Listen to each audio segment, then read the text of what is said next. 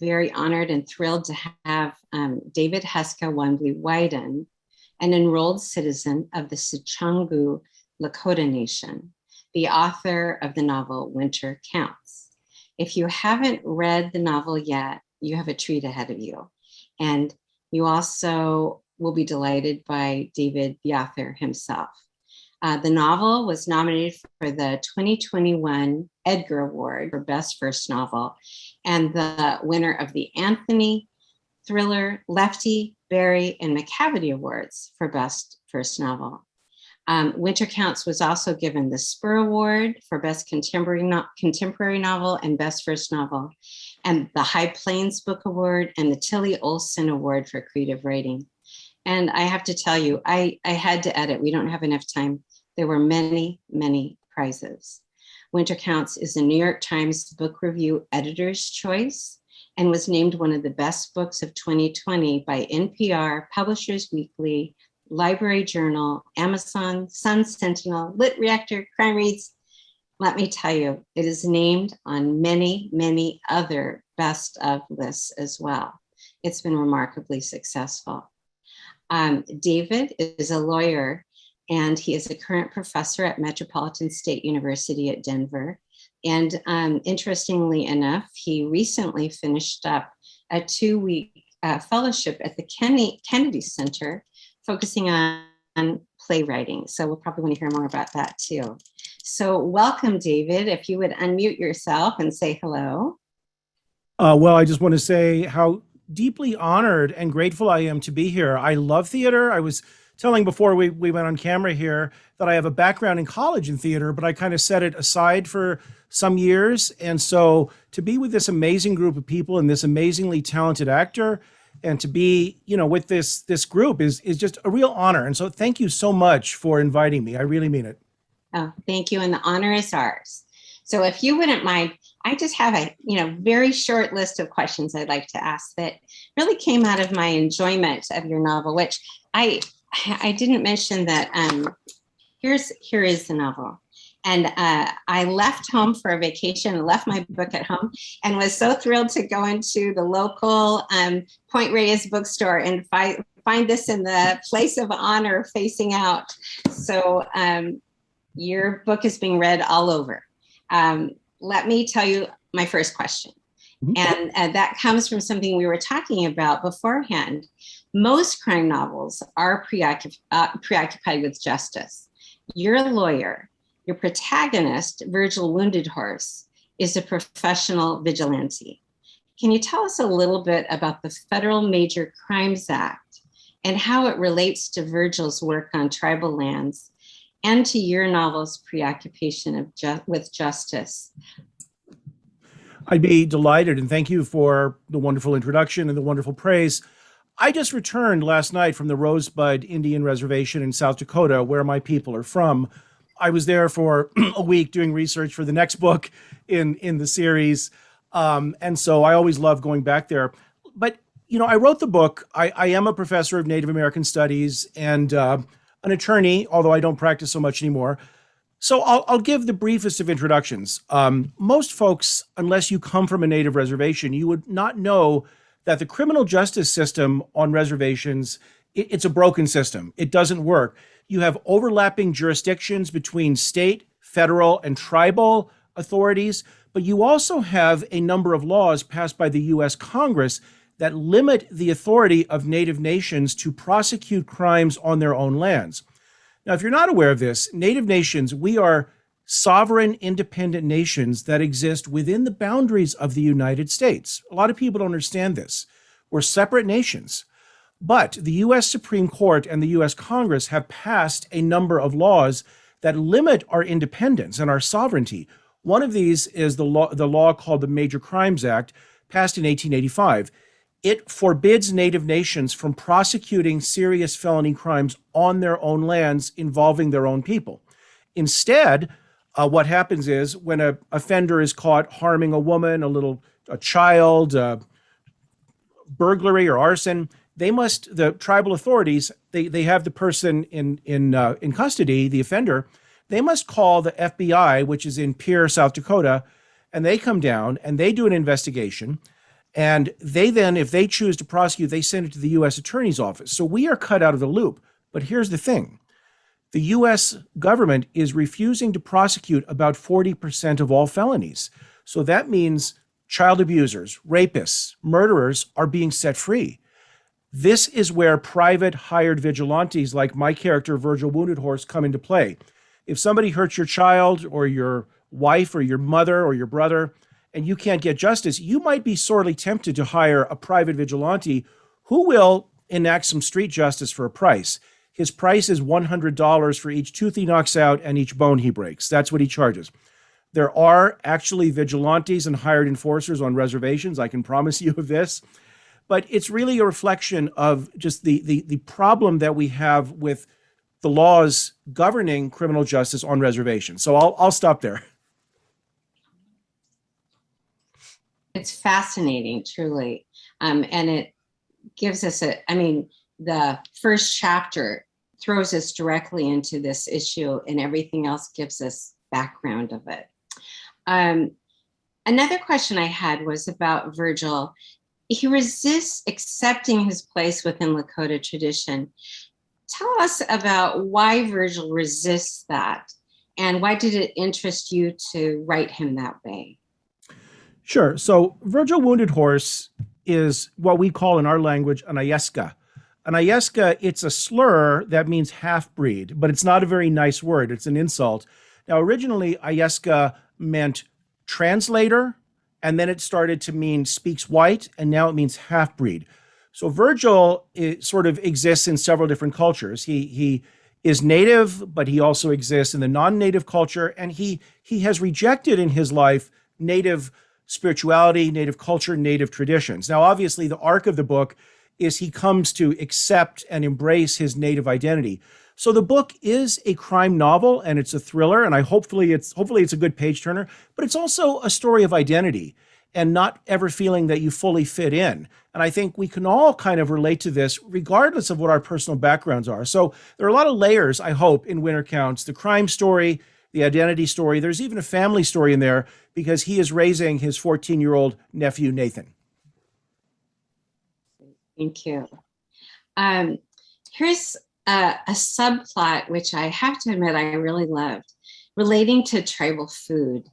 The idea that there's a way that tribal food is authentic and that people want to commodify that.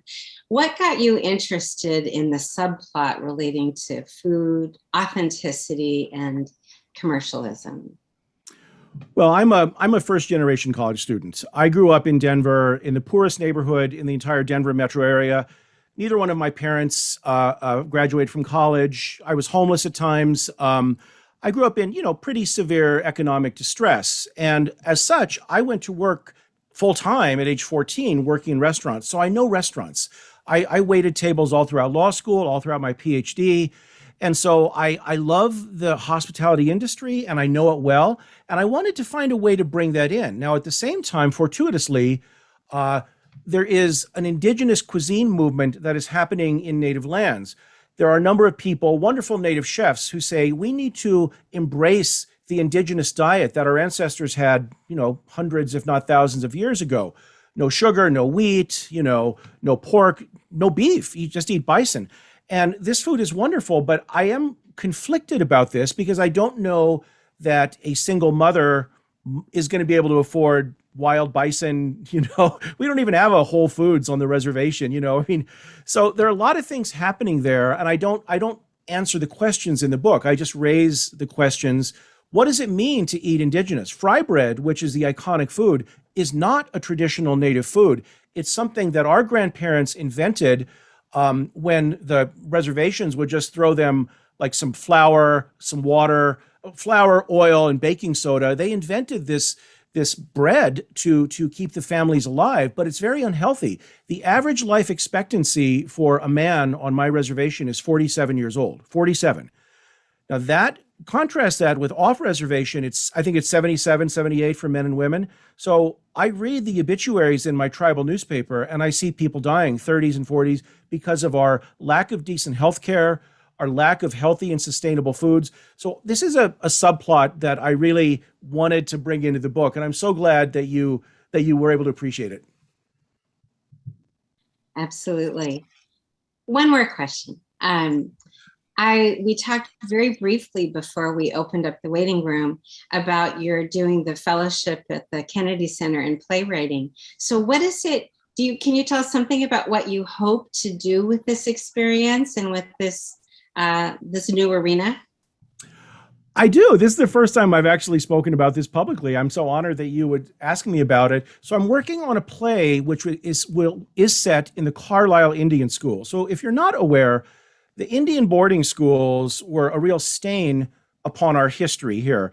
About 70% of all Native children were taken by force and without consent from their parents and sent to these schools for a period of about 75 years, where they were often physically and sexually abused. My own grandmother was a student at the Carlisle Indian School in Carlisle, Pennsylvania. And so I am writing a play about what it is like to be a young person at the Carlisle Indian School and engage in some resistance against the school. I visited the school this summer in Pennsylvania, where I nearly got arrested. It's a functioning army base right now. And I went to visit the cemetery there. There's a cemetery because so many of these small children were murdered. And 10 Lakota children are being repatriated and moved from Pennsylvania back to where they belong in South Dakota. And so I tried to watch the repatriation effort, and the military police come out guns blazing, hands up, because I apparently had no right to be there. And I'm like, don't shoot. I'm just here to observe, So I didn't actually get close to that, but I did get to see the awful jail cell that they used for 5 and 6-year-old children. It's this stone granite building, pitch black, bars in the windows. And it was just awful to see. So I'm writing a play that hopefully will explore that dynamic. So talk to me in a year or two and we'll see where it goes. We'd love to have you back in a year or two to hear more about it and whatever comes of it. Well, it's been delightful to hear some of your answers to these questions. And now I think I will ask Jessica Lasky, our casting director, to introduce our actor, Elio Gutiérrez. Gladly. Thank you so much. I'm very excited to have everybody here, but especially to have David and Elio. It's already a really cool, I think, educational evening too. We were talking about it before we opened up the waiting room, just learning about things that a lot of us don't know about and is important to learn. So to that end, I will introduce you to learn things about Elio. I'll just read his bio, which is also available on the Stories on Stage website. So if you miss anything, there's a lot of information about him there. But Elio is based in the Sacramento area, and he's been involved in the theatrical community as a director, actor, instructor, collaborator, and advocate. We'll come back to that. He's directed at B Street Theater, Green Valley, Sutter Street, Musical Mayhem, River City, the Latinx Center of Art and Culture, and many more. And he actually founded the theater program at Hawkins School of Performing Arts, where he is the artistic director and an instructor. And he has a very proud Latinx experience. So he helped found Artists of Color, which is a Sacramento-based 501c3 organization of people of color working in partnership with arts organizations to ensure the equitable treatment, representation, and inclusion of BIPOC people in all areas of the creative practice and as decision makers in key leadership positions in the arts industry, which, as we know, is incredibly important. Some of his acting credits include, Elio is a wonderful singer, which I'm sad that you're not going to hear him sing tonight, but some of his acting credits include Usnavi in The Heights, the MC in Cabaret, the baker in Into the Woods, which I loved him in, by the way, El Gallo in The Fantastics, and the one-man show Pain of the Macho. And Elio received his BS in psychology and his BA in Spanish at UC Davis, and he's currently working towards a doctorate in clinical psychology. So he is he's a very prismatic person. So I'm very glad that we have him here to do the reading for us. And he's just a very interesting human being. So thank you, Elio, for being here. And on your time, please take it away. Thank you.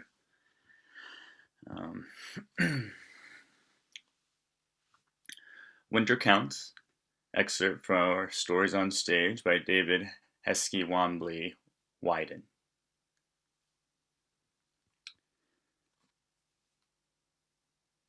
I noticed Jerome's grandson, Rocky, and about 15 other people standing outside the sweat lodge.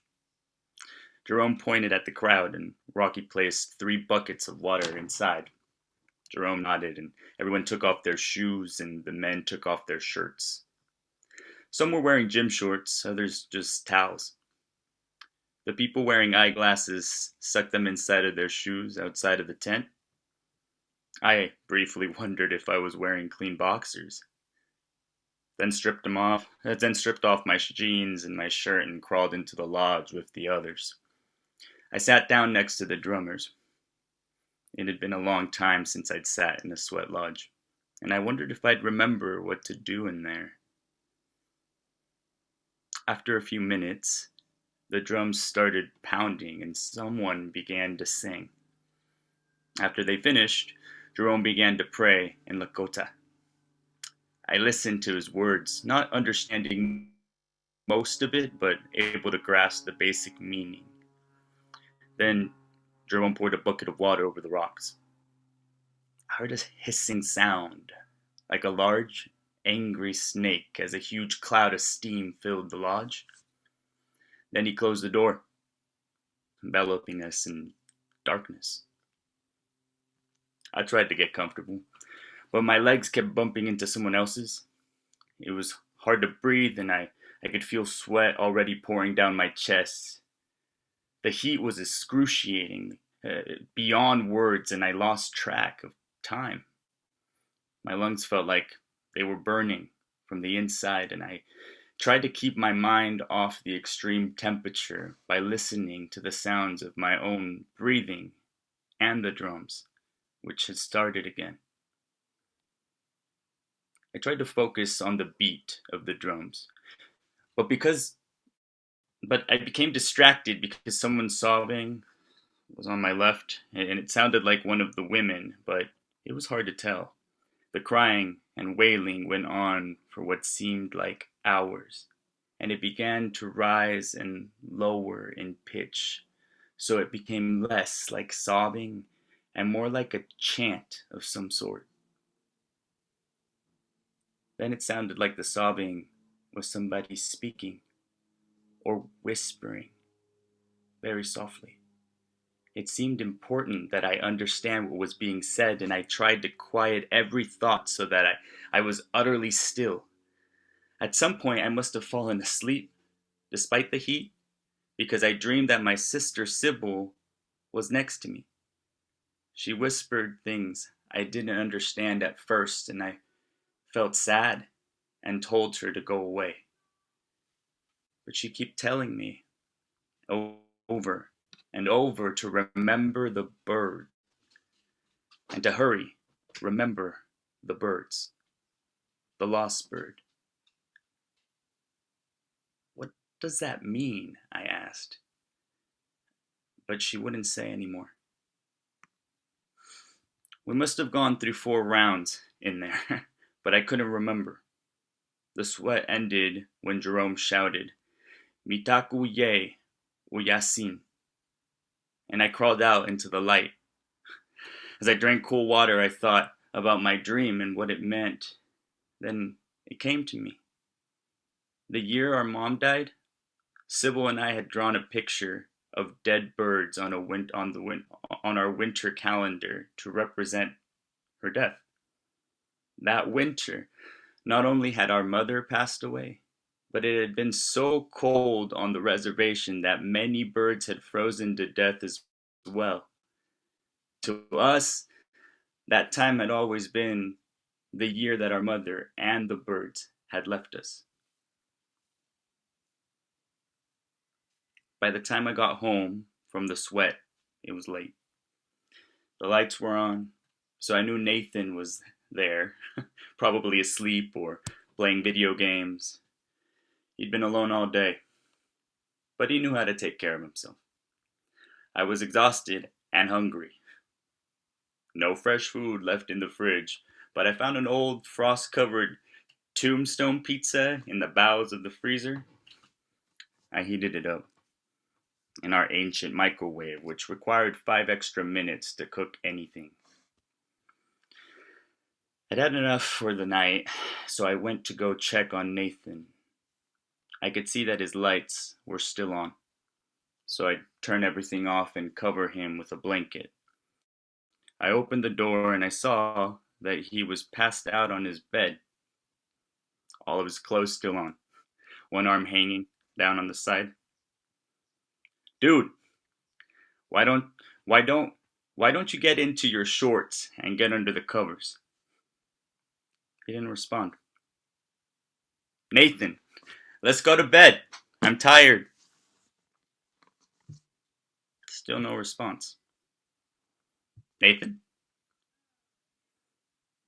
I looked at him closely. His face and lips were gray, almost blue.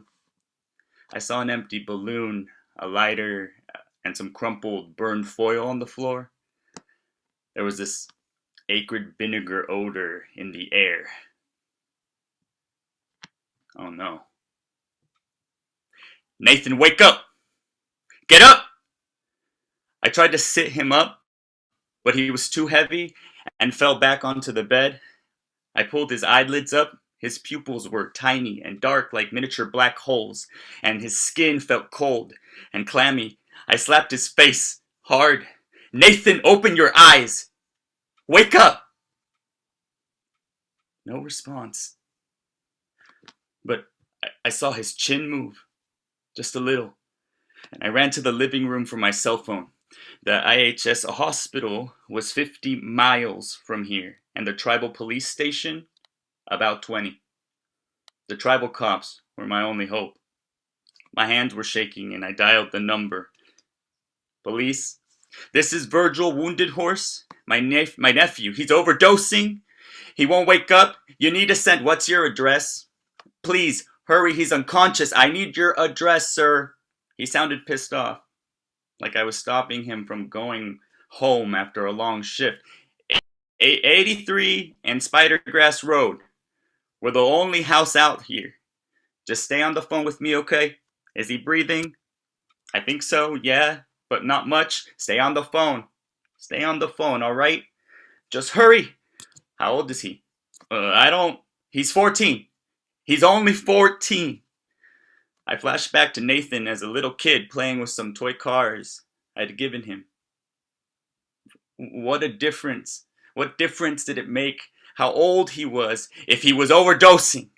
How long has he been down? I don't know. I just found him. Do you have a car free? The dispatcher sounded angry. We're on the way. You said it was an overdose? Heroin, I think. There was a balloon and some foil on the floor. Do you know how much of the drug he took? How the hell should I know? I didn't know he was doing that stuff. Just trying to help. How much does he weigh? Maybe 140 pounds? Well, we'll be there soon. Stay with me, okay? Can you stay on the line, sir? I let the phone drop onto the floor. Black clouds entered the room, taking up all the oxygen, all of the air. I couldn't breathe, so I let darkness envelope my lungs, my skin, my body. Sir, I heard a voice on the phone from far away. Are you still there?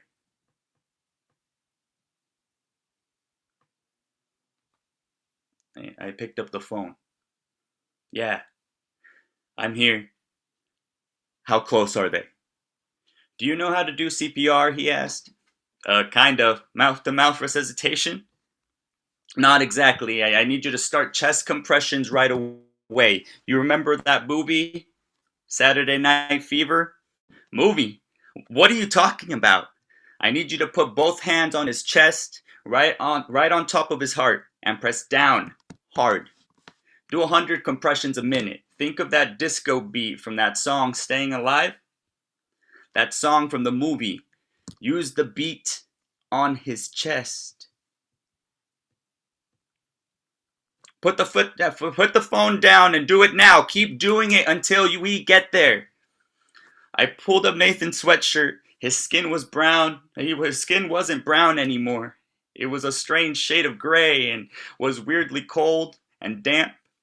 I clasped my hands together like I was praying and put them right over his heart. I'd always hated disco music, but my mother had played the old Bee Gees album constantly when I was a kid. I couldn't remember the lyrics, but the beat of the song came back to me instantly. I pushed down on Nathan's chest steadily like I was dancing at a 49 party. Was I pressing too hard? Do I need to push harder? I focused on the beat of the music as I forced his heart to pump blood through his veins. Staying alive. Staying alive.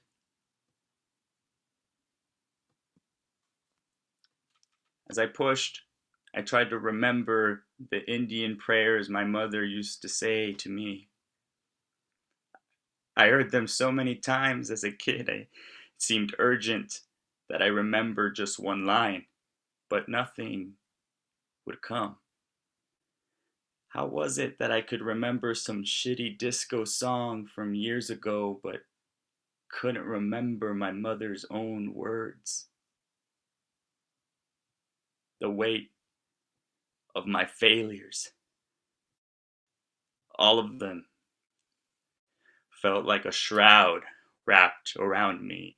As my nephew lay dying in the little house, I sent my words up to the Creator. Please don't let this child die. I will do anything. Just spare him. Spare him.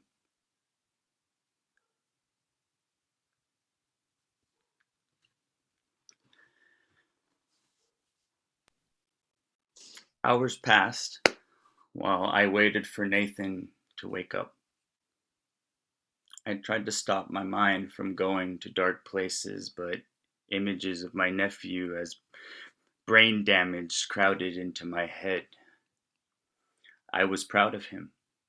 His intelligence and his curiosity and his fierce defense of music I hated. It was breaking my heart and spirit to imagine that these parts of him might be gone for good. Then I started to obsess over things Nathan had done that might have tipped me off to the hard drug use. Had he been acting strangely? Maybe I should have searched his backpack and phone. I gave up trying to stop this parade of images and just sat with my fear and guilt. The window in the hospital room was murky, like it hadn't been washed in years. But I could still glimpse the Rosette Hills and rolling prairie of the reservation outside in the dying light. Back in the time before Columbus, there were only Indians here. No skyscrapers, no automobiles, no streets. Of course, we didn't use the word Indian or Native American. Then we were just people. We didn't know we were supposedly drunks or lazy or savages. I wondered what it was like to live without that weight on your shoulders. The weight of the murdered ancestors, the stolen land, the abused children, the burden every Native person carried. We were told in movies and books that Indians had a sacred relationship with the land, that we worshipped and nurtured it. But staring at Nathan, I didn't feel any mystical bond with the res. I hated our shitty unpaved roads, and our falling down houses, and the snarling packs of dogs that roam freely in the streets and alleys. But most of all, I hated that kids like Nathan, good kids, Decent kids got involved with drugs and crimes and gangs because there was nothing for them to do here. No after-school jobs, no clubs, no tennis lessons.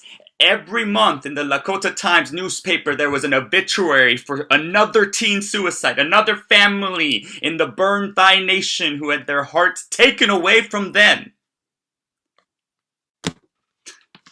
In the old days, the Ayapaha was the town crier. The person who would meet incoming warriors after a battle, ask them what happened so that they wouldn't have to speak of their own glories. Then tell the people the news. Now, the Ayapaha, our local newspaper, announces losses and harms too often, victories and triumphs too rarely.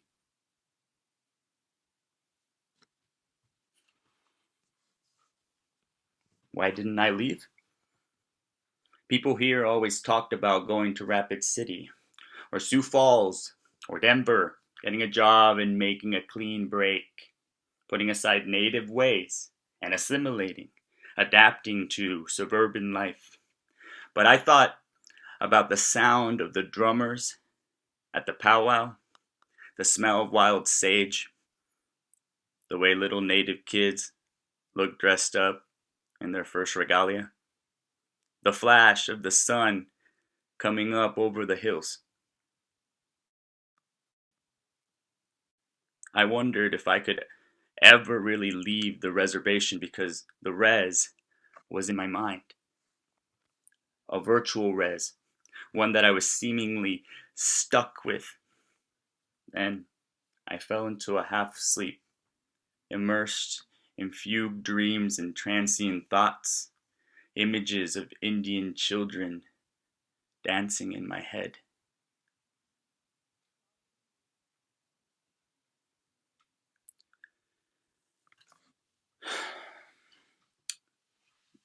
There was one more thing I had to do before I left Denver to find the heroin dealers. I drove out of on the main road, the dust of the res raising up around me until I got to that unmarked street I knew so well. I headed down the dirt road and parked outside the gate, then walked through the weeds and grasses, keeping my eye out for rattlers, and went over to the second to last row where all of the wounded horses and penos were buried. There they were. My mother and my sister's grave, right next to each other. My father's 2 rows away. The cemetery was unattended, so there were no manicured lawns and landscapes. It was just an empty lot where some Indians were buried. I came to the cemetery every few months, depending on the weather. I used to bring Nathan, but it made him upset, and I stopped. I wanted to come more often, but there were times I couldn't handle the sadness. I stopped by my mother's grave first and bent over to clear off the small granite marker. After my father's death, my mother struggled to raise Sybil and me, working several jobs to pay the bills and keep us in school clothes. She tried to sell Avon cosmetics by going door to door, but the local res ladies mocked her and nicknamed her Avon Colleen. One of her friends bought a big order, so she got a nice commission, which we spent on our first real vacation to Rapid City. There, we explored tourist attractions like the Flintstone City and ate out in a real restaurant for the first time. My mother had to spit out her food, which embarrassed us. She had a very strong sense of taste and could tell when the food had spoiled before anyone else, just by taking a small bite. She could even taste the flavors left over in the pots and pans, telling us the cook had made chicken noodle soup in a pot before using it for spaghetti the next day. Once she told me that she could even taste the weather on a day that the food was cooked. But I didn't believe her. What does a thunderstorm taste like? I'd ask her, but she only laughed. A few years after that, she died, and Sybil and I were left all alone. Aunt Audrey took us in, but we mainly raised ourselves, becoming our own little unit, Sybil and me against the world. No one to defend us against the petty brutalities of local tyrants. I vowed I'd get my revenge someday. And I did. Every beating I laid down felt like a victory. The payback of the bullied and the persecuted. As I looked down on my mother's gravestone, I remembered what she told me just before she died. Akita, Maniyo. See everything as you go.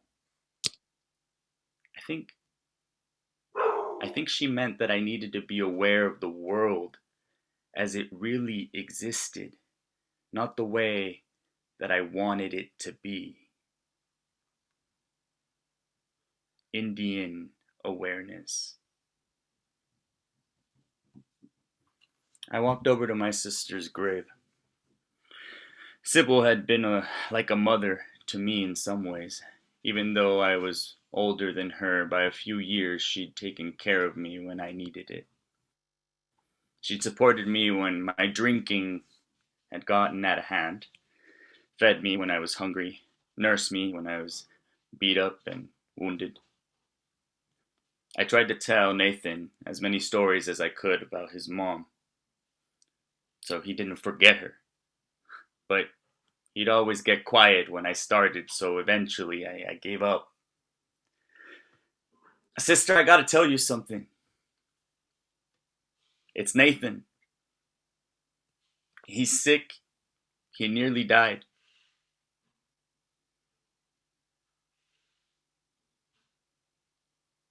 I had to stop for a bit. I tried to keep him away from the bad guys around here. I tried to tell him the right stuff, have him do good in school. I really tried.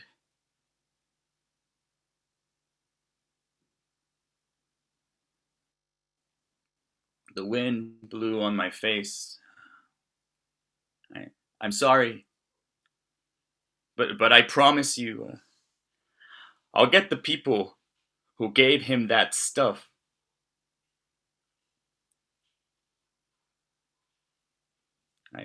I took one last look at her grave and I turned away. I knew the medicine man would have wanted me to burn some sage before I left, but instead I picked a few black-eyed Susans and set them next to the headstones. It was time to go. When Sybil died, everyone said that the grief would get better over time. That hadn't happened.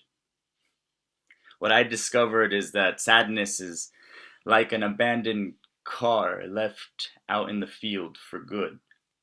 It changes a little over the years, but doesn't ever disappear. You may forget about it for a while, but it's still there, rusting away, until you notice it again.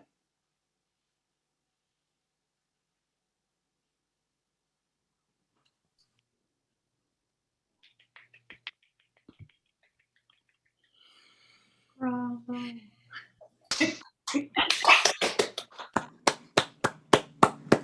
Bravo. Wow. My goodness. I can hardly speak to respond because of ugly crying in a minute. That was really, really beautiful. David, would you like to comment or ask any questions of Elio? I would love to comment. I just want to thank Elio. What an amazingly gifted actor you are. I mean that really with all of my heart. You gave me a wonderful gift, all of us a wonderful gift that I will really treasure as one of the highlights of my professional career. When you read and acted and performed the overdose scene, of course I knew what was going to happen. I wrote it, but I was so taken in by your fantastic performance. I was on the edge of my seat. And I was on the verge of breaking down here because you brought such life into it. It was astonishing. I really, I will never forget that. It was just wonderful. And I will share with you I took a little bit of that scene from my own life. I'm going to embarrass my son who's behind me, and this is going to be a little bit of a downer. My son who's behind me kind of watching, he doesn't want to be on camera. So this is a true story. He was a victim of a school shooting in 2 years ago. Two gunmen burst into his school, and he had to hide into a closet with his teacher and his classmates, and he had to hear the gunshots 2 classrooms away that killed one of his classmates. This was the STEM school Highlands Ranch shooting, and I got a call from my ex-wife, and as I drove, we kept trying to reach Sasha, my son, and his wasn't answering his cell phone. We're hearing reports on the radio of 12 fatalities.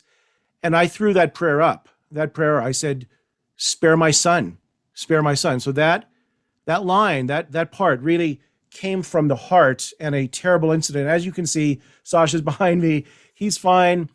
You know, it was a terrible incident. It's a sickness we have in our society. But you really, you breathed new life into it. And I just want to say, I really, it was amazing. I cannot express, just how wonderful. Oh, hey, Anita. I cannot express how wonderful your performance was. Thank you, so much for reading that. I mean, all of it was great, but that one, I was just like, wow, what's going to happen? So. Wow. Gosh, I don't even know what to say. Like, thank you so much, David. That means the world to me, and I'm very humbled to do it. I guess the only other question that I have is, did you find any parts of it? I tried to do, I tried to put together something that would be entertaining, but would be appropriate for one actor because I knew it wasn't going to be scenes. Did you find any part of it more difficult than others to prepare for or perform? Thank you for the question. I think my biggest concern, to be honest with you, David, was I wanted to figure out. I think my biggest concern was, gosh, I need to read the whole book. I need to read the whole book because I need to understand him. I need to understand where we are, what's happening. But I thought what was so wonderful and effective about the excerpts that you chose was that even with that, it's such a, to me your I think what shines the most to me is the imagery. You have such wonderful abilities to, like, I could see myself in the situation very simply, like just the idea of the sweat lodge, right, just in my head as I kind of think, right, I was reading, I don't know, for like the 10th time, or I don't know, 20th time, the same scene. It's like a movie. I know what's happening and I can hear the drums, and I just I like how that same beat was happening in the scene with the overdose, and it was just kind of this motif to me of this heart, which is such a big thing about what I feel with your writing, David, is just that it's such a genuine heart for me. So to me, it's really quite an honor. I didn't really have to work very hard. I just had to read your words and feel them and allow myself to feel them. Was there any part that was hard? I've lost some very close people in my life before, so it's always hard for me to think about loss and being at a gravesite. So that conversation that comes from me, at least in it's very slight, and it kind of takes a turn very clearly for me, where there's this anger that shows up for him. that was a little challenging for me because I think I've made my peace with death, of the deaths that have happened in the past. And so to kind of bring up that anger that I felt back in the day, I was like, oh no, don't take me there, David. Don't take me there. But it was, no, I think that was the hardest part for me, but not because I couldn't prepare for, well, yeah, maybe because emotionally I knew I was going to go feel some stuff. Well, your emotion and just the heart you put into it just really, really came through so clearly. So I feel, really awed because I have read the overdose scene, and I will say much less well than you did. You brought life, you brought heart, you brought it all into that. I wish I could go back and like apologize to the people that I've read to and say, listen, there's actually somebody out here that can really do this justice. So I'll just close by saying it was really just wonderful. I want to thank this group, and I want to thank you for the heart and the soul that you put into it. Thank you. And David, I do have a question for you, Yeah. if you don't mind. You know, I was processing what you were mentioning with the experience with your son, which I'm really sorry that happened. But I think about my experience. I had the privilege to work out in Yocha Dihi, Winton Nation, with young adults out there, and I noticed this wonderful spirit of community, and then also just this I think what you were talking to earlier in your introduction, which is I don't think people are aware of the just kind of the I feel like it's injustices that are happening out there, and how people are kind of growing up, whether they're on a reservation or not, and depending on what the status is, regardless, with all of this kind of troublesome situations going on. So to me, when I read the idea of a vigilante, I was like, yes, that makes a lot of sense. Now, that comes, I think, from a place of privilege, because I don't have, I can sit here and go, oh, a hero, when in reality, I imagine that this gentleman's experience is wrought with quite a lot of different conflicting emotions. And I guess my thought for you is, it sounds like this is a series, and I'm wondering, I'm wondering about him. It's a fight of identity, and I love that idea. It sounds like there's acceptance. Will there be pride? Will there be not just acceptance? So Virgil Wounded Horse is a reluctant vigilante. He's a smart guy. He's not, formally educated, but he understands that vigilante justice is not always optimal. And I think, and in the book, I try to give him some reluctance and some ambivalence. He even says at one point, I should go to, counseling, but there aren't really many support groups for hired vigilantes out there, so he's conflicted. And I can tell you that this will come through even more in the next book. He has renounced giving up being a vigilante, but he's going to get pulled back into it.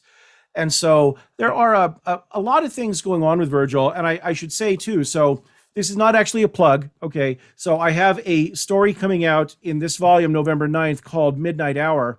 It's a Virgil Wounded Horse story. This is a great collection of crime short stories. And in that story, which is called Skin, Virgil is hired by the attorney to go out and steal a book from a theological seminary. And Virgil says, I'm not a thief. Okay, I'll get justice, but I'm not a thief. And the lawyer says, well, look, I need you to do this, okay? And Virgil says, what's so important about this old book, 100 years old?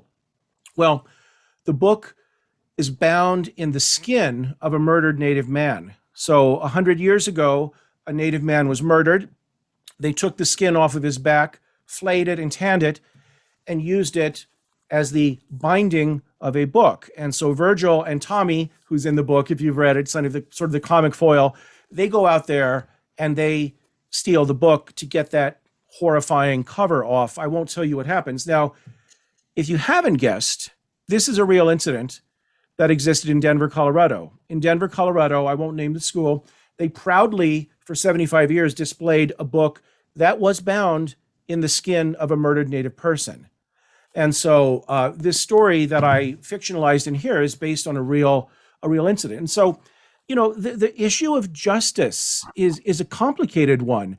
It is wrong to steal a book, sure, but it's also wrong to bind a book in the flesh of a human being.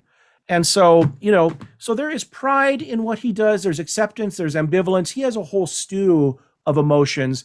And I hope, if the second book does well, I'll happily write another, but time will tell on that. And I hope to explore many more of these emotions. Thank you for that great question. Wow.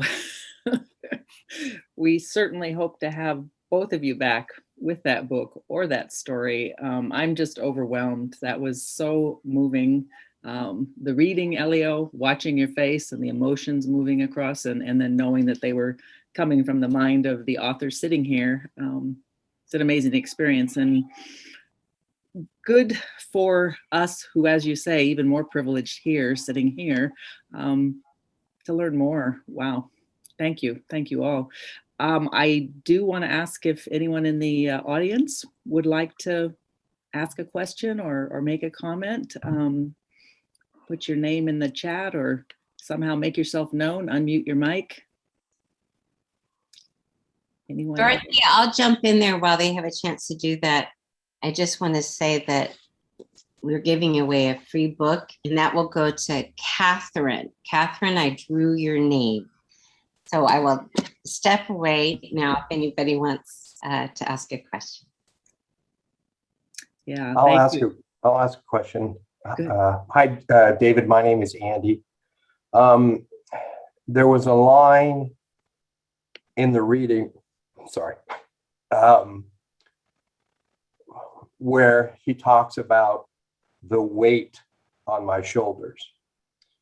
And that is a line that I have heard so much recently from minorities who talk about, oh, I live every day with this weight on my shoulder. And I don't know that I can fully appreciate that. And I'm just wondering if you can talk a little more about that. And as a Native American, this weight on your shoulders, what is that and how do you live with that? Yeah, it is a weight that I think Natives carry around, and many groups. Okay, obviously trauma is not exclusive to Natives, but again, I just returned exactly 24 hours ago from the Rosebud Reservation. While I was there, I visited the cemetery, the one that Elio so movingly read from. That's a real cemetery. It's not well kept up, and I visit it, and I stand in front of the grave of my little 13-year-old cousin who was murdered on the Rosebud Reservation, Gregory Schaefer, and I pray and I cry for him that his life was taken away, and I cry for those children that went to the boarding schools that were taken.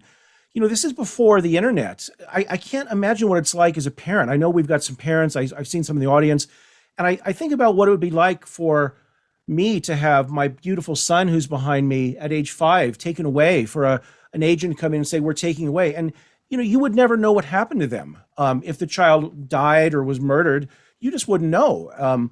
There are hundreds of letters in the archives of anguished parents writing to the Carlisle Indian School saying, please tell me, how is my son? How is my daughter? Are they okay? Where are they? Can they come home? This is the weight that we carry, and we call it intergenerational trauma, which is kind of a cold term, but it means that we carry this trauma in our DNA, in our bones. And on the other hand, I want to make clear too, I always like to say this, that Natives are also a joyful, resilient, and humorous people.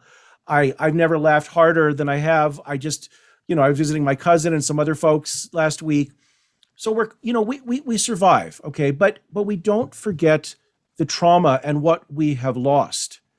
And so I drive through the Black Hills, which is our sacred land. And I see tourist traps, and that's our sacred land, which was stolen from us. It was promised to us forever in the Treaty of 1868. So I tried in the book to not make it just a catalog of Native traumas. I tried to put in the happiness as well. And ultimately, I hope and I believe that it's a celebration of reservations and natives and all people who can come together and triumph over adversity. So thank you, Andrew, for your kind words. Great question, and Andy. Anyone else want to have a final word? Thank you for your comments in the chat, Anara, and Catherine, Anita, and others. Appreciate it. Great. Well, in closing, thank everyone. It's been a wonderful, wonderful evening. We look forward, not even in a month, right, in just a few weeks, to Natasha Deon and The Perishing, which you'll learn more about in the coming weeks on the website and through social media. Do buy David's book. Go to his website. He's got links to all the ways that you can order the book. Thank you, Laura. She says, thank you for a really special event. It really was an amazing event. And I feel, and I'm sure Shelley and Jessica and Sue do feel honored that we could host this evening. So proud of that. Happy for that. We have another, Anita, thank you for this. Thank you, Anita, a prior guest here that we loved having, and we're waiting for your next book. So no pressure. A story even.